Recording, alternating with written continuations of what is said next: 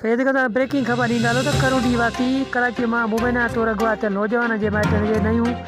Video उमायूं वयूं। अगवाकारनि तरफ़ां